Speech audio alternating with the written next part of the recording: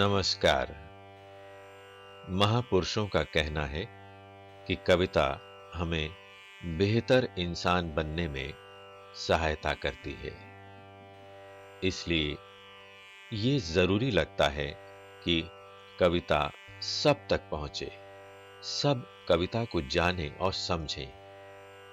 विशेष रूप से हमारी युवा होती पीढ़ी अर्थात किशोर बच्चे कविता से निकटता बनाएं तो एक बेहतर समाज के निर्माण में उनकी भूमिका सार्थक हो सकती है। किंतु ऐसा तभी संभव है जब हम ये जान लें कि कविता है क्या। कविता का एक छोर जहां कल्पना को आकाश की ऊंचाइयों तक ले जाने की क्षमता रखता है, वहीं जीवन का यथार्थ कविता को धरातल पर लाकर खड़ा कर देता है। यही अंतर्विरोध ही कविता का जनक है। कविता का भाव जगत छात्रों के लिए हमेशा से जिज्ञासा का कारण बनता रहा है। इस श्रृंखला के कार्यक्रमों में उनकी इन्हीं जिज्ञासाओं का उत्तर खोजने का प्रयास किया गया है।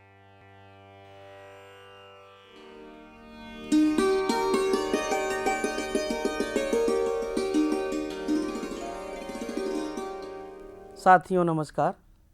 आज हम प्रस्तुत कर रहे हैं भक्ति काल के कवि रहीम और उनके दोहों पर आधारित यह कार्यक्रम।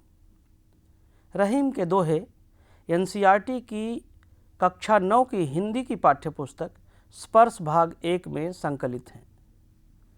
सबसे पहले सुनते हैं इन दोहों का पाठ प्रस्तुत कर रही हैं डॉक्टर अनुराधा शर्मा।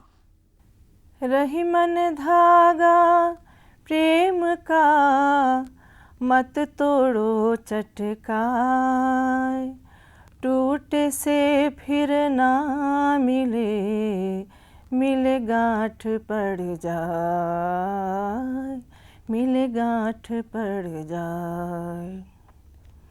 रही मन निज मन की बिथा, मन ही राखो गोय, सुनी अटलई है लोग सब, बाँट न लई है कोय।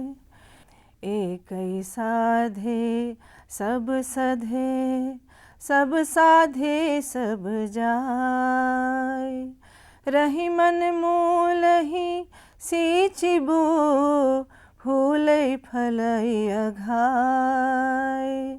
चित्रकूट में रमी रहे, रही मन अवध नरेश, जाब्यर विपदा पड़त है, सो आवत यह देश। दीर्घ दोहा अर्थ के, आखिर थोरे आही, जो रही मनट कुंडली, सिमट कूदी चढ़ी जाही। धनी रहीम जल पंक को, लघु जी अपियत अघाय, उदधि बड़ाई कौन है, जगत पियासो जाय।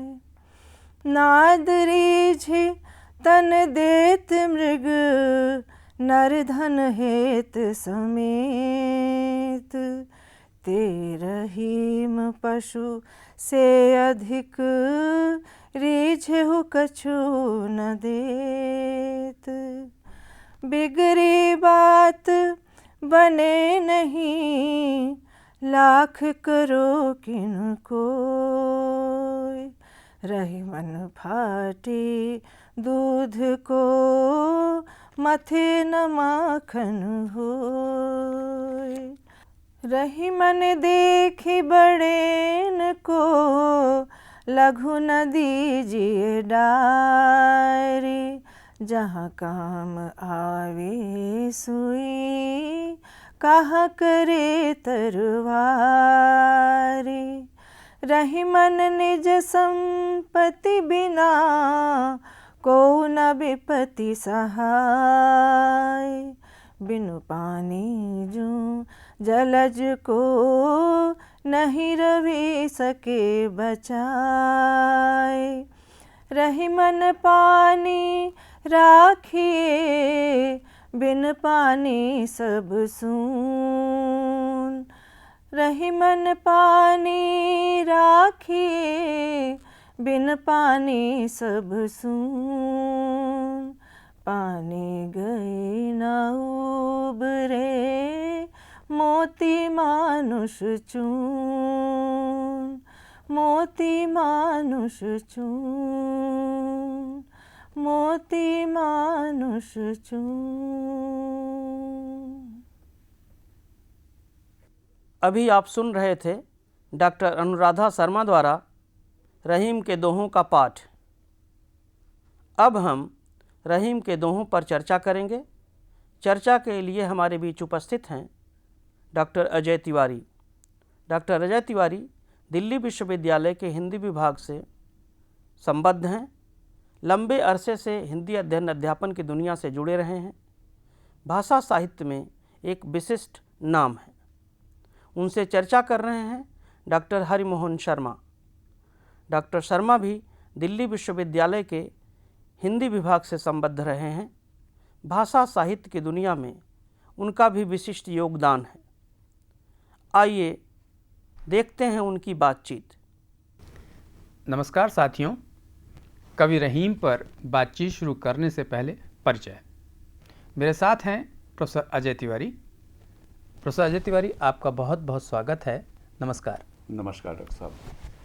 प्रोफेसर तिवारी, कवि रहीम और उनके दोहों पर बातचीत शुरू करने से पहले कवि रहीम का संक्षिप्त जीवन परिचय हो जाए तो उससे उनके दोहों को समझने की एक पृष्ठभूमि तैयार हो जाएगी। निश्चित रूप से। हालांकि रहीम का परिचय देना बहुत कठिन काम है, क्योंकि उनका जीवन इतनी घटनाओं से भरा हुआ है कि उसे समेटना बड़ा मुश्किल है। लेकिन बहुत संक्षेप में कहें तो रहीम बहुमुखी प्रतिभा के धनी थे। वो बहुत कुशल योद्धा थे, बहुत कुशल प्रशासक थे। अच्छा। और बहुत बड़े विद्वान थे। ज्योतिष के, साहित्य के और इतिहास के बड़े मर्मज्ञ थे और बहुत बड़े अच्छे अनुवादक भी थे। दूसरी बात ये थी रहीम की कि वो बहुत सी भाषाएं जानते थे। तुर्की, अरबी, फारसी ये तो जानते ही थे। तुर्की से तुजुके बाबरी का अनुवाद उन्होंने फारसी में किया था। इसके अलावा वो संस्कृत, हिंदी, ब्रज, अवधी ये सारी भाषाएं जानते थे और उन्होंने इन सभी भाषाओं में रचनाएं की हैं। संस्कृत तक में रचना की है। ये उनकी दूसरी बहुत विशेषता थी। और रचनाएं भी उनकी बहुत प्रकार की हैं। तो कुछ नीति के हैं, कुछ भक्ति परक हैं, कुछ सामान्य अनुभव के हैं और कुछ श्रृंगार के हैं। बहुत तरह की रचनाएं उन्होंने की हैं। और तीसरी सबसे ज़रूरी बात जो उनके बारे में कहनी चाहिए वो ये कि थे तो अकबर के नौरत्नों में एक, तो दरबार से जुड़े हुए थे, लेकिन वो दरबारी संस्कृति के प्रतिनिधि नहीं थे। वो लोक संस्कृति से बहुत अभिन्न रूप में जुड़े हुए थे। और इसीलिए जो सामान्य जीवन के अनुभव हैं, उन अनुभवों को लेकर वे कविता के माध्यम से बहुत बड़ी बातें कह देते हैं। और अंत में एक टिप्पणी ज़रूरी है उनके जीवन परिचय के बारे में कि भक्त कवि तुलसीदास के बड़े अभिन्न मित्र थे रहीमदास। बहुत अभिन्न मित्र थे। और इसीलिए रहीम के माध्यम से ही तुलसीदास की रामचरितमानस टोडरमल के पास सुरक्षित रखी गई थी। जब बनारस के पुराणपंथी लोग रामचरितमानस को नष्ट करना चाहते थे तो उस समय उसकी रक्षा अकबर के यहाँ हुई और उसका माध्यम बने रहीम। तो रहीम हिंदी साहित्य के लिए एक कवि के रूप में भी और साहित्य के संरक्षक के रूप में भी बड़े महत्वपूर्ण हैं। संस्कृति पुरुष हैं, संस्कृति पुरुष हैं एक तरह के। अच्छा डॉक्टर साहब, आपने बहुत अच्छा परिचय दिया। अब रहीम के दोहों का भावार्थ यदि हमें समझा दें तो हमारे छात्रों को बहुत लाभ होगा। हाँ, ये तो हैं। उनके हमारे इस पाठ्यक्रम में कुल 11 दोहे हैं रहीम के। हम संक्षेप में उनके अर्थ और उनकी व्याख्या का प्रयास करें। रहीमन धागा प्रेम का मत तोड़ो चटकाए, टूटे से फिर ना मिले, मिले गांठ पर जाए। प्रेम का धागा है। प्रेम तो किसी कुंठा, किसी बाधा से नहीं जुड़ा होता, तो धागा भी उसी तरह का है। जिस धागे में गांठ पड़ जाती है वो किसी काम का नहीं रहता। इसी तरह संबंध में अगर गांठ पड़ जाती है तो संबंध किसी काम का नहीं रहता। तो रहीम यही कहते हैं कि प्रेम के धागे को मत तोड़ो, क्योंकि एक बार टूट गया तो फिर मिल नहीं सकता, और मिलेगा तो गांठ पड़ जाएगी और वो बेकार हो जाएगा। बिल्कुल ठीक, बिल्कुल ठीक। रहीमन निज मन की बिथा मन ही राखो गोए, सुन अठलई हैं लोग सब बांट न लई हैं कोई। अपने मन की व्यथा दूसरों से मत कहो, उसको मन में ही रखो। दूसरे लोग सुनेंगे तो उस पर इतराएंगे, इठलाएंगे, वो दुख बांटेंगे नहीं। इसका मूल कारण यह है कि लोगों में सहानुभूति नहीं है, स्वार्थ है, अहंकार है, जिसके कारण वो आपके दुख से दुखी नहीं होते, अंदर से खुश होते हैं, इसलिए इतराते हैं। अठिलइयां का इतराने से इतलाना है, इतराना। एकै साधे सब सधे, सब साधे सब जाए, रहीमन मूल ही सींचिबो फूले फले अघाए। तो ये तो बहुत बड़े अर्थ की संभावना लिए हुए दोहा है, लेकिन हम संक्षेप में कहें तो रहीम कहते हैं कि सिर्फ जैसे उदाहरण से इन्होंने बात की है कि किसी वृक्ष के अलग अलग डालों और पत्तों को आप सींचेंगे तो उससे फूल फल नहीं निकलेंगे। आप केवल जड़ को सींचिए, मूल को सींचिए, तो वो तृप्ति भर फूले फलेगा वृक्ष। तो एक ही को साधना चाहिए, जड़ को सींचना चाहिए, अलग अलग डालों और शाखाओं को नहीं। नींव पर ध्यान देना चाहिए, एक तरह से कहना, नींव पर ध्यान। हाँ, नींव पर ध्यान देना चाहिए। इसी तरह कि किसी भी परिस्थिति में बहुत सी बातें हैं, तो उसमें मूल बात क्या है उसको पहचानना जरूरी है। इस तरह वो मूल कारण को पहचानने की महत्ता पर जोर देते हैं, मौलिक परिवर्तन पर जोर देते हैं। और अगर हम शिक्षा में देखें तो विद्यार्थी और अध्यापक अगर पढ़ने और पढ़ाने पर अपना ध्यान केंद्रित करें, वही एक साधना करें, तो उनके जीवन की बहुत सी समस्याएं अपने आप उससे निकल आती, हल हो जाती हैं। चित्रकूट में रमि रहे रहीमन अवध नरेश, जा पर विपदा पड़त है सो आवत यही देश। इसके दो अर्थ हैं। पहला अर्थ तो यह है कि राम पर विपत्ति पड़ी तो वो भी जब वनवास गए तो सबसे अधिक समय चित्रकूट में रहे। चित्रकूट बड़ा सुंदर प्राकृतिक स्थान है। तो जब जीवन दुख देता है तो प्रकृति शरण देती है, तो प्रकृति का महत्व यहाँ पर इस रूप में है। तो उसके बहाने कहते हैं कि जिस पर भी विपदा पड़ती है राम की तरह वो चित्रकूट जाता है। और दूसरा अर्थ यह है कि चित्रकूट में राम बस रहे हैं। हाँ, यहाँ राम रहते हैं। तो राम रहते हैं, अवध नरेश रहते हैं, तो जिस पर विपदा पड़ती हो जाता है उसके दुख राम ले लेते हैं और वो अपने दुख से छूट जाता है। दूसरा अर्थ ये है यहाँ पर, दीरघ दोहा अर्थ के आखर थोरे आय, ज्यों रहीम नट कुंडली सिमिट कूद चढ़ जाए। इसमें रूपक अलंकार है, जैसे वहां पर उपमा अलंकार था, यहाँ रूपक अलंकार है। दोहा देखने में छोटा होता है लेकिन अर्थ उसका बहुत विस्तृत होता है। दीर्घ दोहा अर्थ के, अर्थ में दीर्घ है दोहा, विस्तृत है दोहा, लेकिन आखर थोड़े आई, अक्षर थोड़े से हैं। तो थोड़े अक्षरों में बहुत बड़ा अर्थ दोहों से व्यक्त होता है। जैसे नट है वो कुंडली मार के यानी सिमट के, छोटा अपने शरीर को सिकोड़ के वो किसी उस पर डोरे पर या किसी चीज पर चढ़ जाता है और कूद के, तो कुंडली मार के वो ऊंचाई पर चढ़ता है। ऐसे ही दोहा भी कुंडली मार के छोटा सा होके बड़े अर्थ तक चढ़ जाता है। ये एक रूपक का उन्होंने आधार लिया है। धन रहीम जल पंक को लघु जी पियत अघाय, उदधि बड़ाई कौन है जगत पियासो जाय। बहुत ही अद्भुत कथन है यह, और जीवन के बड़े व्यावहारिक और मार्मिक अनुभव से उनका ये कथन आया है। और इससे मिलता जुलता उनका एक और है, उन्हें बड़ा हुआ, वो कबीर का है, बड़ा हुआ तो क्या हुआ जैसे पेड़ खजूर, पंथी को छाया नहीं, फल लागे अति दूर। तो ऐसा बड़प्पन किस काम का जो दूसरे के काम ना आए, दूसरे के लिए अनुपयोगी हो। जैसे यहाँ पर जो छोटे छोटे सरोवर हैं, छोटे छोटे कुएं हैं, तालाब हैं, उनमें देखने में तो कीचड़ भी है, लेकिन वो काम आते हैं। जो छोटे छोटे ये जल के स्रोत हैं, इनमें से पानी पी के मन तृप्त होता है, आदमी की ज़रूरतें पूरी होती हैं। वो समुद्र किस काम का, इतना बड़ा है लेकिन उसका पानी कोई पी नहीं सकता, सारा संसार उसके किनारे से प्यासा चला जाता है। तो इस तरह जो समाज के लिए उपयोगी है, मनुष्य के लिए उपयोगी है, वही सार्थक है, और जो दूसरे के लिए उपयोगी नहीं है वो निरर्थक है, वो चाहे जितना बड़ा हो। और इस तरह समाज में जो तथाकथित बड़प्पन के प्रतीक हैं, बड़े लोग हैं, उनकी व्यर्थता रहीम ने देखी है, और ऐसी तुलसीदास ने भी व्यर्थता अपने यहाँ देखी है। वो इंद्र के प्रसंग में उन्होंने कहा है, हाँ बहुत सारे प्रसंगों में है। नाद रीझ तन देत मृग, नर धन हेत समेत, ते रहीम पशु से अधिक रीझेउ कछु न देत। शिकारी शिकार करने के पहले कुछ विशेष प्रकार की आवाज लगाता है। जैसे पक्षी का शिकार करना हो तो उससे मिलती जुलती आवाज निकालता है, तो पक्षी आकर्षित होकर आता है और बहेलिया शिकार करता है। ऐसे ही यहाँ शिकारी कुछ नाद करता है जिससे आकर्षित होकर मृग आता है और उसका शिकार कर दिया जाता है।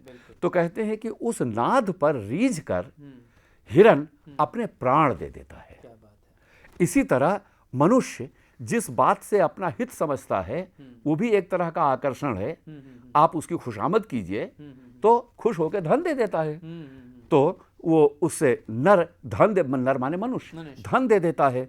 लेकिन रहीम कहते हैं कि वो व्यक्ति, वो मनुष्य पशु से भी गया गुजरा है, जो रीझता तो है लेकिन देता कुछ नहीं है।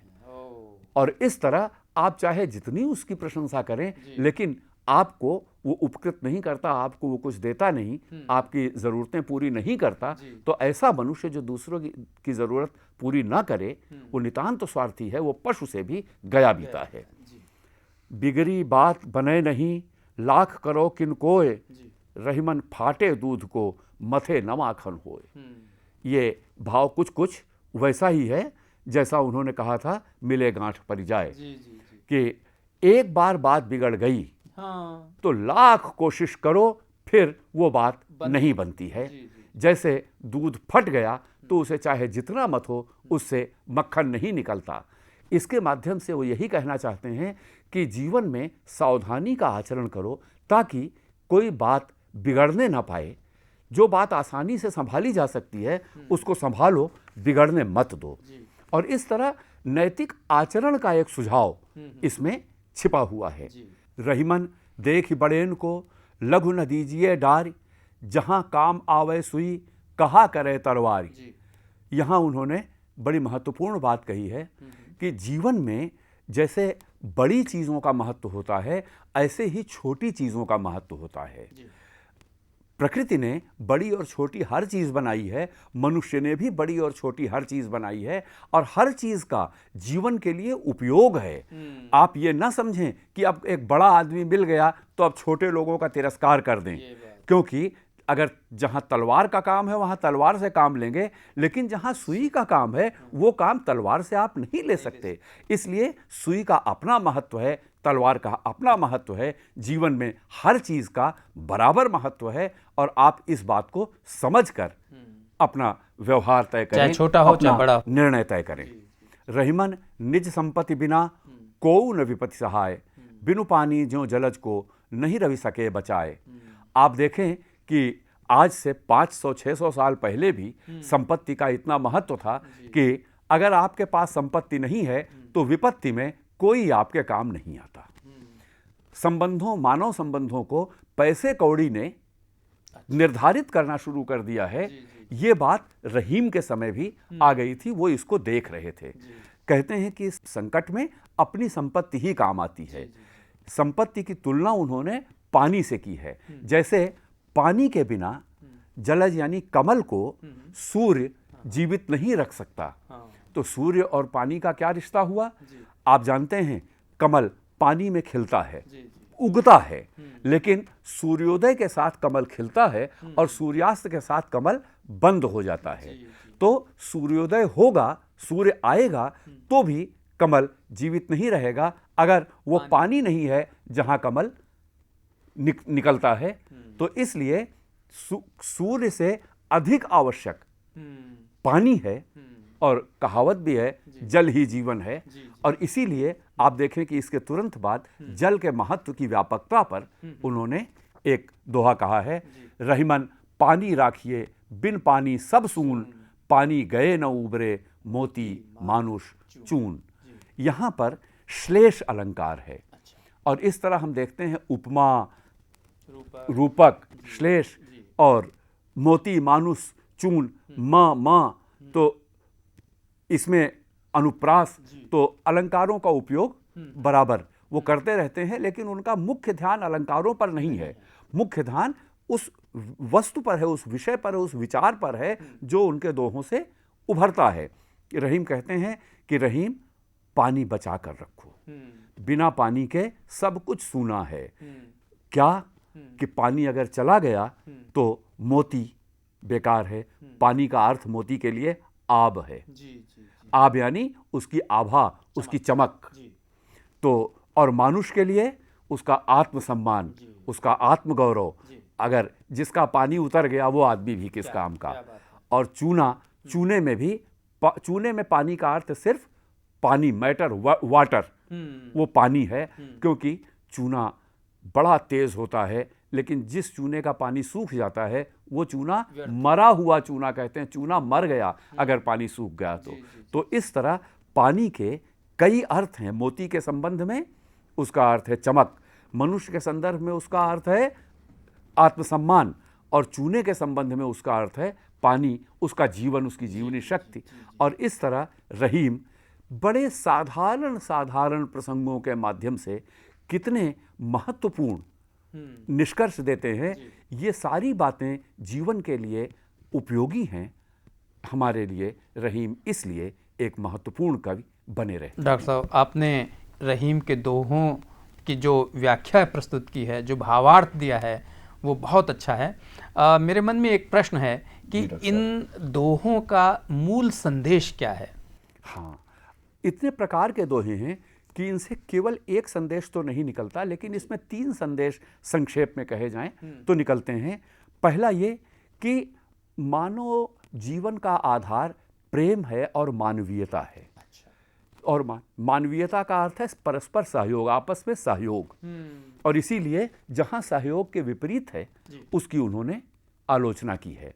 दूसरी चीज है कि जीवन के लिए सरलता, सहजता, मामूलीपन आवश्यक है। झूठा बड़प्पन किसी काम का नहीं होता, वो अनुपयोगी है, अनुपयुक्त है। और तीसरा संदेश है कि मनुष्य के लिए आत्मसम्मान सबसे जरूरी है, और उस आत्मसम्मान के बिना मनुष्य का जीवन किसी अर्थ का नहीं है। अच्छा, तो इसमें क्या लोक संग्रह भी थोड़ा सा दिखाई देता है इनके दोहों में? हाँ, लोक संग्रह तो पूरे में है, क्योंकि आप देखें कि जो भी उन्होंने प्रसंग दिए हैं, जैसे मूल को सींचो, तो ये तो लोक का अनुभव है ना। हाँ। लोग इठलाएंगे, दुख बांटेंगे नहीं, हाँ। ये लोक का अनुभव है।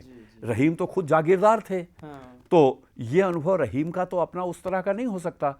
तो उन्होंने लोक जीवन के उस तरह के साधारण अनुभवों से इतने महत्वपूर्ण विचार प्रस्तुत किए हैं।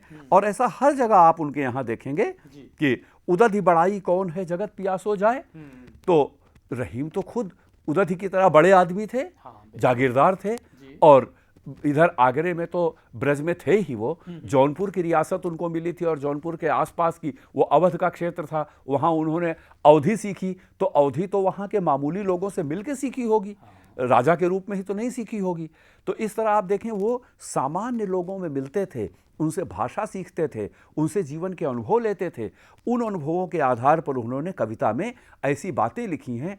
ये जो लोक के अनुभवों का संचय है, इसी को लोक संग्रह कहते हैं। अच्छा, परंतु उनकी वो तो बहुश्रुत थे, उनके पास अनेक भाषाएं, उनका ज्ञान, माने वो माने अरबी फारसी तो उस समय की प्रचलित भाषा थी, है ना, और संस्कृत के भी ज्ञाता थे, क्योंकि उन्होंने संस्कृत में भी काव्य लिखा है, ऐसा मैंने लिखा है ना। लिखा तो क्या इसमें भी उस भाषा का कहीं हमें संकेत दिखाई देता है? देखिए, उनकी एक विशेषता है कि वो भाषा के प्रति सावधान हैं और जिस समय जिस भाषा में लिख रहे हैं उस भाषा को पूरे मतलब खरेपन के साथ लिखते हैं। यहाँ आप देखेंगे कि संस्कृत की छौंक बहुत कम है, ठेठ देशी भाषा है, इसीलिए अरबी फारसी भी इसमें लगभग नहीं है। ऐसा क्यों है? ऐसा इसलिए कि वो अरबी फारसी में अरबी फारसी की तरह अरबी फारसी को लिखते हैं, संस्कृत की तरह संस्कृत को लिखते हैं, और ब्रज की तरह ब्रज को लिखते हैं, अवधी की तरह अवधी को बरवय अवधी में लिखे हैं, उसमें ब्रज की मिलावट नहीं है। उसी तरह ये लगभग खड़ी बोली के ढांचे में है, और ये खड़ी बोली बोलचाल के साधारण लोगों की बोली है। इसमें उन्होंने न संस्कृत मिलाई है, न फारसी और तुर्की और अरबी मिलाई है। और इसलिए ये बोलचाल की भाषा है। और रहीम इसीलिए बड़े सजग कवि हैं, कला सजग कवि हैं, भाषा सजग कवि हैं, क्योंकि वो जब बोलचाल की भाषा लिख रहे हैं तो बोलचाल की भाषा लिख रहे हैं, और ये उदाहरण है दूसरे कवियों के लिए। नहीं, बल्कि इसीलिए शायद तुलसी के बाद रहीम की उक्तियां इतनी प्रचलित हैं भारतवर्ष में कि उनको एक बहुत बड़ा कवि सिद्ध करती हैं। निश्चित रूप से। डॉक्टर साहब, आपने जो व्याख्या रहीम के दोहों की प्रस्तुत की है, जो जानकारियां दी हैं, जो भाव बताए हैं, वो निस्संदेह हमारे विद्यार्थियों, हमारे छात्रों, हमारे अध्यापकों के लिए बहुमूल्य हैं। आपने मेरा विश्वास है कि इसके माध्यम से उनका बड़ा उपकार किया है। आपका बहुत बहुत धन्यवाद। नमस्कार। नमस्कार। साथियों, अभी डॉक्टर अजय तिवारी ने रहीम के दोहों से जुड़े जिन बिंदुओं पर प्रकाश डाला है, वह हमारे विद्यार्थियों के लिए न केवल ज्ञानवर्धक और उपयोगी है, बल्कि कविता संबंधी उनकी समझ को नए आयाम और विस्तार प्रदान करता है। फिर भी आप लोगों के मन में कोई प्रश्न, जिज्ञासा हो तो आप अपने साथियों और अध्यापकों से चर्चा करें और हमें भी पत्र लिखें। हमारा पता है संयुक्त निदेशक CIET NCERT, चाचा नेहरू भवन, श्री अरविंद मार्ग, नई दिल्ली। हमारा पिन कोड है 110016। साथियों, अब हमारा कार्यक्रम यहीं संपन्न होता है।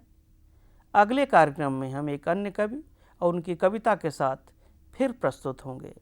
तब तक के लिए हमें